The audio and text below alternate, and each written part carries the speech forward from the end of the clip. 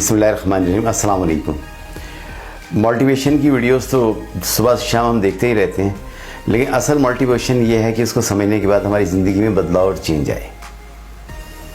आजकल के दौर में जिसे देखिए एंजाइटी का शिकार है, इवन ये कि बच्चे भी उदास नज़र आ रहे होते हैं।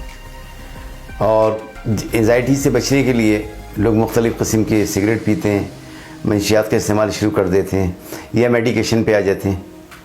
ज़ाहिर है दवाओं में जब भी इस्तेमाल करते हैं तो उसका रिएक्शन कोई ना कोई होता ही है, और एंजाइटी से बचने के लिए ज़्यादा से ज़्यादा उसकी डोज बढ़ती चली जाती है और मुश्किलात का शिकार होते जाते हैं। तो इसके लिए हमें समझना होगा इसकी बुनियादी वजूहात क्या हैं। एंजाइटी की बुनियादी वजूहात दो हिस्सों में तकसीम होती है।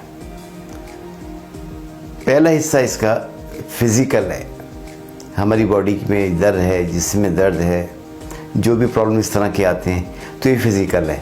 फ़िज़िकली आप डॉक्टर्स के पास जाते हैं तो डॉक्टर कभी आपकी तरफ साइकोलॉजी की तरफ नहीं आते, बल्कि वो आपसे पूछते हैं कहाँ पे आपके साथ क्या प्रॉब्लम आ रही है, और वो दवाएं लिख के आपको दे देते हैं।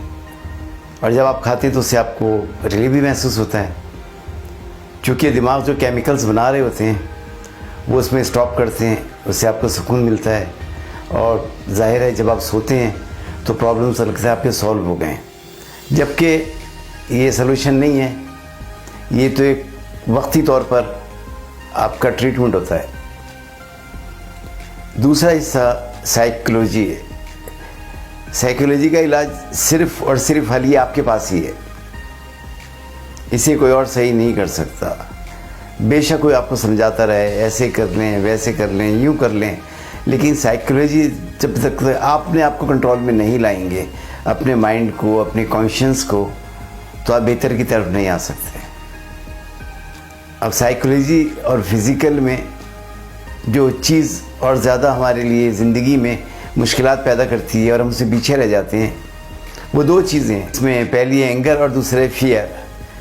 तो इसमें हम देखते ही हैं कि घर में भी देखें ये बच्चा बहुत गुस्से वाला है या ये बहुत गुस्से वाला है, जो गुस्से का इज़हार ज़्यादा कर रहा होता है उसे हम गुस्से वाले का नाम देते हैं। जबकि दर हकीकत देखें तो गुस्सा आता नहीं है, बल्कि गुस्सा खुद से किया जाता है। इसकी मिसाल ये इस तरह से होगी, फ़र्ज़ किया कहीं पर आप जॉब करते हैं और जहाँ आप जॉब करते हैं आपका बॉस है, वो किसी और रीज़न से, किसी और वजह से घर से नाराज़ होकर आता है और वो बिला वजह के अंदर अपने एम्प्लॉई को बातें सुनाना शुरू कर देता है। तो एम्प्लॉइज़ कभी इसको रिएक्ट नहीं करता, बल्कि चुप करके वो सुनता रहता है। हालांकि वो गलत होता है बॉस, लेकिन तब भी उसकी तमाम बातों को वो सर झुकाए सुनता रहता है। ज़ाहिर है इसकी वजह यही होती है, अगर वो उसको जवाब देगा, इसका रिएक्ट करेगा तो नौकरी से निकाल दिया जाएगा। और जब वो घर पे जाता है तो ज़ाहिर है बच्चा अगर कोई कुछ करता है, किसी की कंप्लेन आके करता है, तो उस पर सारा गुस्सा निकाल दिया जाता है। तो इससे ही बात समझ में आती है कि जहाँ पे आदमी को ये खौफ होता है कि मेरे साथ रिएक्ट होगा, तो वहाँ तो गुस्से का इज़हार नहीं करता, और जहाँ उसे पता चलता है बच्चा है, डांट भी दूंगा, एक हाथ लगा भी दूंगा, तो रो पीट के बैठ जाएगा। तो इससे ये बात बिल्कुल क्लियर होती है कि गुस्सा आते नहीं है, बल्कि गुस्सा किया जाता है।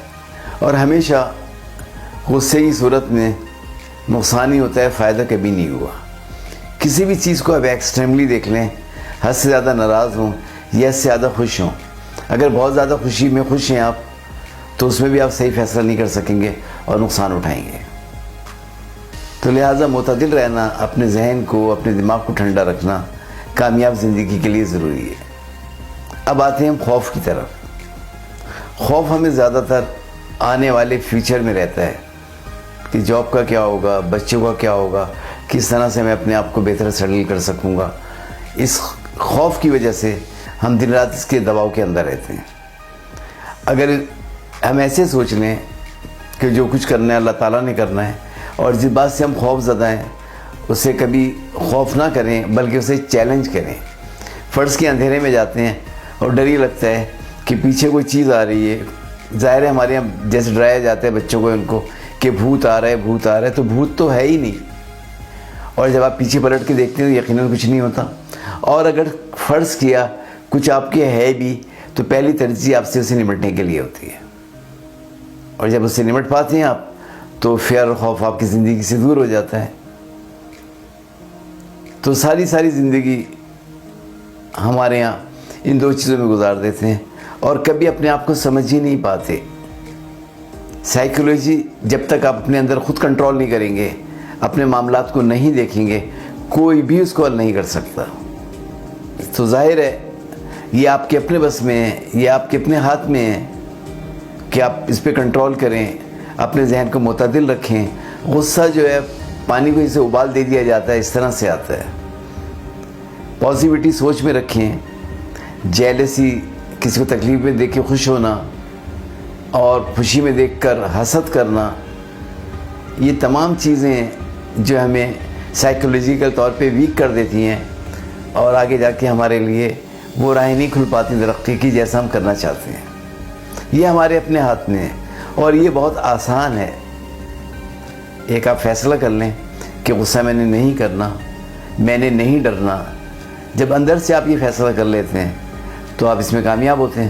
ایسا آپ کر کے دیکھیں, آپ کی زندگی بدل جائے گی, آپ کے اعتبار بدل جائیں گے, آپ کے معاشی مسائل حل ہو جائیں گے اور آپ ترقی کی راہوں میں گامزن ہوں گے. اس کو آپ ریپیٹ کریں اور اس پر عمل کریں, انشاءاللہ تعالی آپ ضرور ضرور اس پہ بہتری پائیں گے. بہت بہت شکریہ. اللہ حافظ.